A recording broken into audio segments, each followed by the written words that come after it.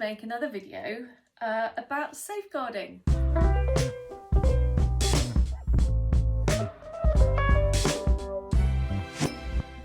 Number 4, manage the risks. As with any interaction between employees, if not handled properly, then implementing this new guidance could potentially lead to disputes and employment law claims. For example, 1. An employee who is the subject of a low-level concern may say that they are being bullied by the person who raised it, or that they are being harassed or discriminated against by the school. To avoid this, it may help to speak to the employee about the concern in an informal way and raise it sensitively rather than in a formal meeting. A quick chat may resolve matters and prevent things from escalating. It's equally important to keep a clear record and notes of the concern and any investigation or follow-up in case there is a dispute. So yeah, it's kind of a little bit contradictory there. So you can be informal but keep good records, you know, like you could have a little chat informally in the corridor, but make sure you go back to your office and record it. So yeah, I mean, I get it, you know, it would put you back up, wouldn't it, if it was suddenly made into a huge, great deal and all these senior managers are invited and you've got to defend yourself. Shouldn't feel like that. And I know, having been in the position where I've had to blow the whistle about things that have gone on, you know, it very rarely works the way it should work. But there we go. The person raising the concern may be making a grievance about a colleague and or the school, which will likely need to be investigated separately. You may want to signpost your grievance policy within your low-level concerns policy. Yeah, so again, you know, it's about following policy and procedure. A good organisation will have thought about this beforehand. So before it becomes an issue, a good organisation will have already put policies in place ready for when this happens, because either the larger you get or the longer you're in operation, you are going to encounter all of these problems. So you will have complaints to deal with. You will have grievance procedures to deal with. You will have allegations made about volunteers or staff or clients or, you know, whatever. And you will also have low-level safeguarding concerns. If you don't, and this is the thing that people don't understand, if you have no low-level safeguarding concerns raised about your organisation, that would worry me more than if you had some low-level safeguarding concerns raised. And the reason why is that it would demonstrate to me that you have not got a culture where it's okay for people to come and raise low-level safeguarding concerns. So if you have like a book for writing down all your safeguarding concerns and there's nothing in it, there's stuff that should be in it that's not in it. So whether or not it's somebody who just gets you a drink when you're on a work trip and they just hand rest on your back that little bit too long at the bar, that is the kind of thing that should be in there. It's not a grievous harm. It's not something that's gonna, you know, change your life, but it is an indicator. It's part of a pattern. Also bear in mind that an employee who has raised a concern will likely have blown the whistle and so should not be treated badly or dismissed for reporting the concern. So I would go further than that actually. I would say that those people should not be made to feel bad, made to do lots of extra work, jump through hoops, make it really difficult for them. You know, a good organisation is going to make it easy for people to raise those concerns, because a good organisation is going to understand that inviting those concerns will make them a better organisation and will avert a major safeguarding worry down the line.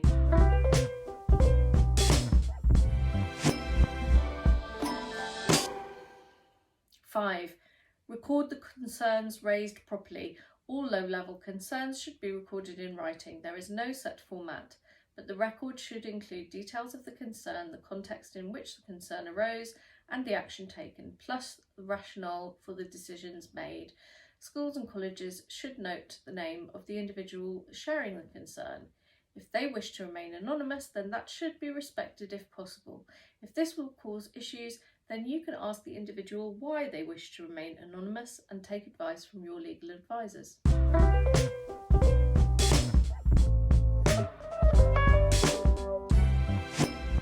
Yeah. 6. Be careful when it comes to references. Schools and colleges should only provide substantiated safeguarding allegations in references. Low-level concerns should not be included in references unless they 1.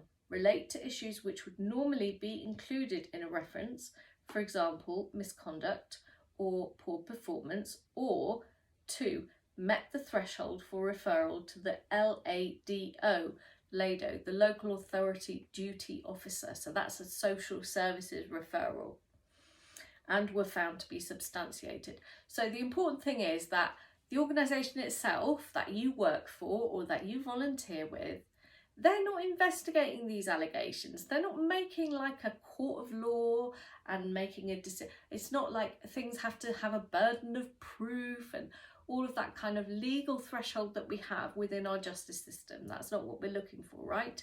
These are low-level concerns. They're not going to go to a court of law, right? They're going to be the focus of a chat and writing down what's gone on, right? So it's not going to be a case of so-and-so said something but they couldn't prove it, so we're not going to write anything down. Not proven.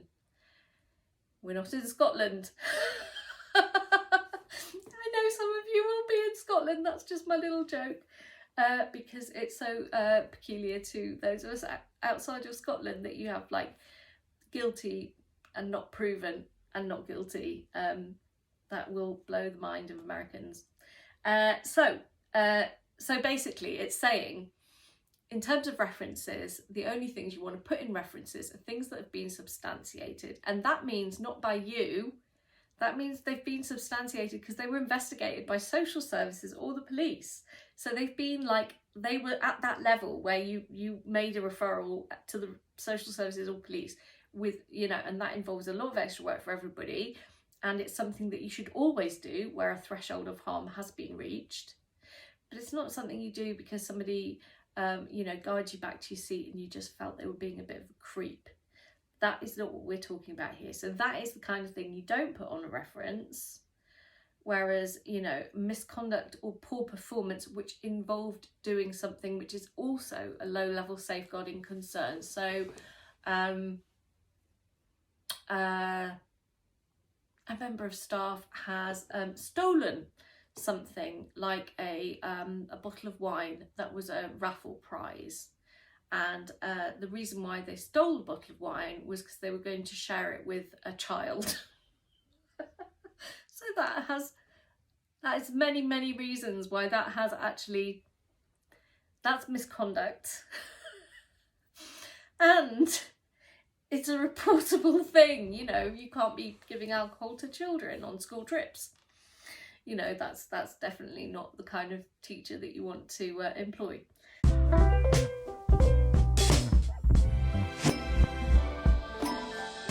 Number 7, identify any patterns. It is a good idea to keep your records of any low-level concerns in a central file, as well as the individual's personnel file. Reviewing this can help you spot any patterns of inappropriate or problematic behaviour in relation to a certain employee or group of employees, or perhaps a certain department or setting. You should then decide on a course of action which may involve disciplinary procedures and or a referral to the LADO, reviewing your policies or providing extra training. So I think this is really important as well. So there might become, in a certain place, you might have a manager who is you know, hitting all his key performance indicators as expected, but somehow the culture is degrading in that department.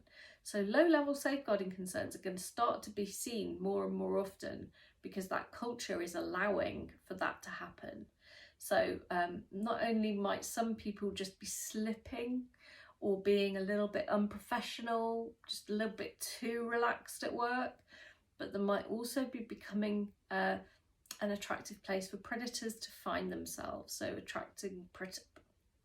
So if once predators realise that you provide social cover for them, they will apply for those jobs.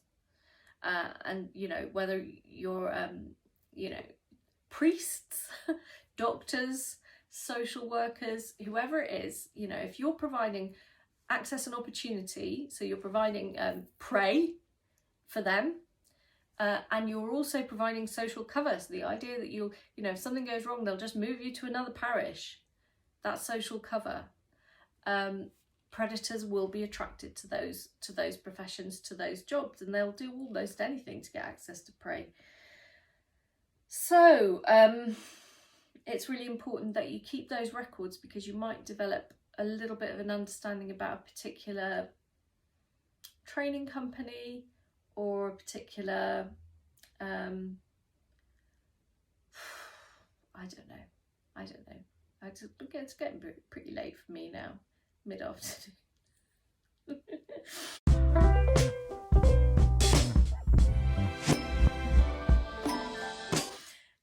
Number 8, don't forget about GDPR. Schools and colleges can decide where records of low-level concerns are kept, but they must be kept confidential, held securely, and comply with data protection laws. So we know this. We know how important data protection is.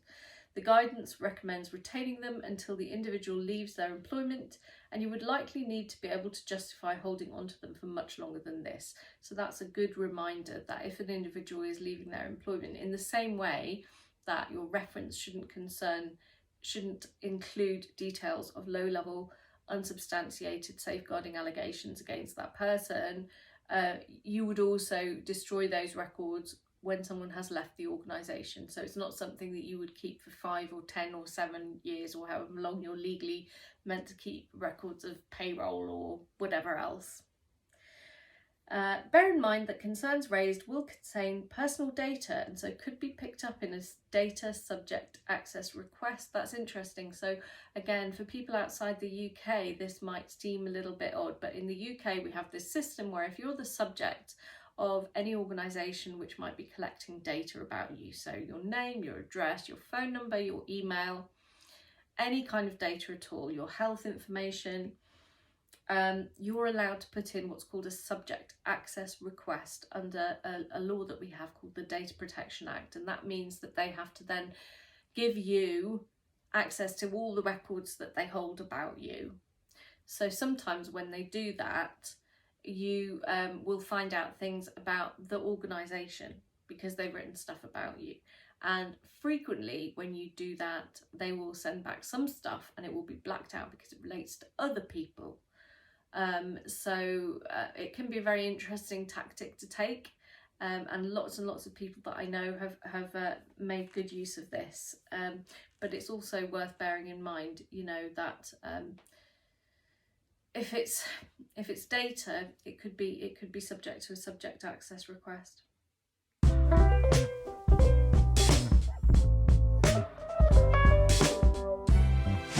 So take advice if you're not sure. As your staff become more comfortable with raising concerns, it may be difficult to know whether a concern is low level or meets the harms threshold and needs to be referred to the LADO, the LADO.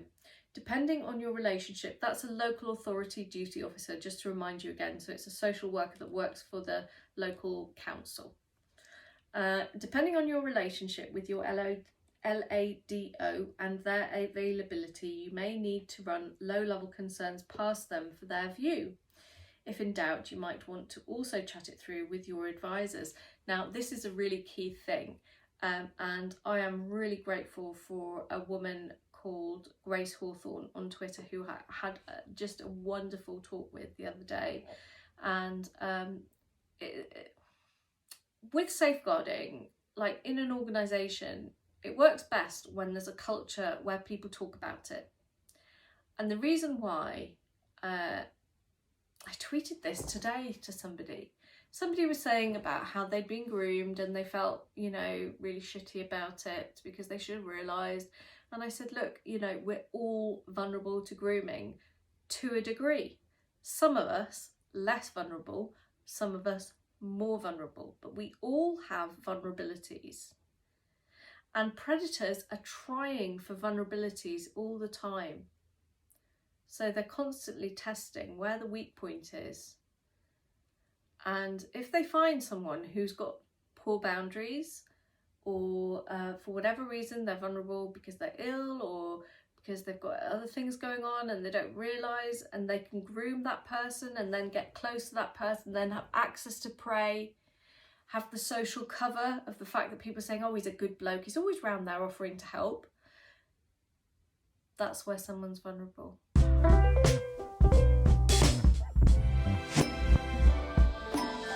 What I wanted to talk about was the value of supervision.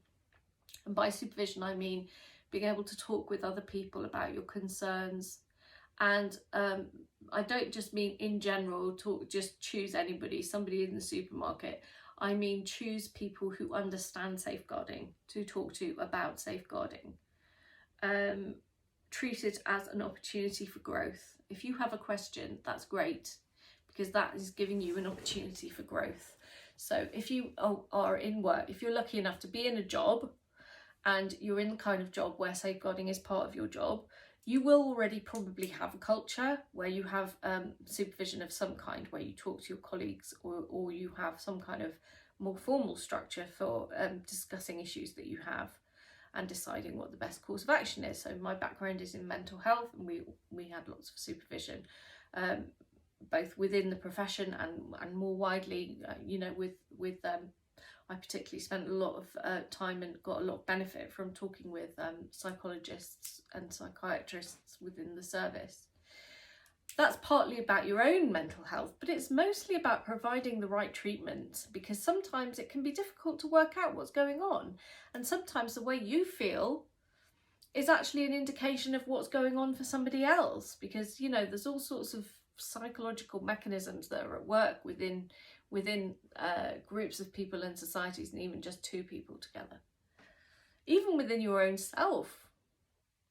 So low-level safeguarding concerns can be a great opportunity to spend time talking with other people, and of course demonstrating that you have a culture where talking about safeguarding is normal, it's accepted, it's expected that people will talk about safeguarding.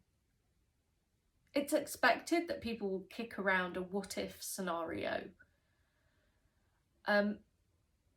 That is your best protection against predators accessing your organisation. That is your best protection. And it still won't necessarily always be enough, but it is your best protection. And so I tweeted something today about how we're all vulnerable to being groomed, and the thing about having different eyes on a problem is that everybody has got a blind spot. But I can see in your blind spot, and you can see in my blind spot. So if we've got several people all looking at each other, we've all got our blind spot covered by several different eyes from several different angles. And this is the best way we can protect ourselves, because nobody can see everything. Not at all.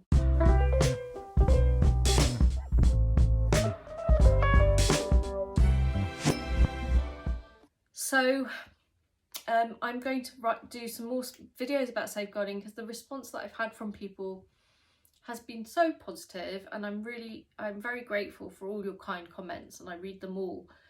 I'm going to look at some specific safeguarding policies and where I think they demonstrate a kind of a good understanding of safeguarding, and where they demonstrate a poor understanding of safeguarding, because some of them are really crazy. I'm thinking of one in particular that I've been looking at this week, and I'm not going to say, in some places it's really good, like they've really got it, and in other places it's like, how is this being written by two people? Like, one person gets it, one person really doesn't, but the person that gets it isn't allowed to say the person that doesn't get it. Like, what's going on here? So I think that might be useful, because I think it's really, really key that we think about safeguarding in our organisations, and I'm hoping that more and more of the organisations that we have and the little groups that we form, because I know they start out on a shoestring, and you know, we're all doing the best we can, and we're all just, you know, volunteers, but it's really important that we think about safeguarding. and I'd really like to see us pay more attention to it. So thank you for your patience sticking with this video. There will be more content coming about safeguarding soon. Tomorrow is 12th night, and that means that I'm going to have to take my decorations down, and I really don't want to. I love my tree, and this year's been lovely because it's been in like loads of little videos that I've made. So I don't want to put all my lovely decorations away for another year. I don't know what happens if you don't take your tree down on 12th night. I do that. So thank you for watching my content. If you haven't subscribed yet, please do subscribe to the channel. It would be great if you could share the content more widely. I'd really appreciate any likes or dislikes, and do leave a comment. See you soon.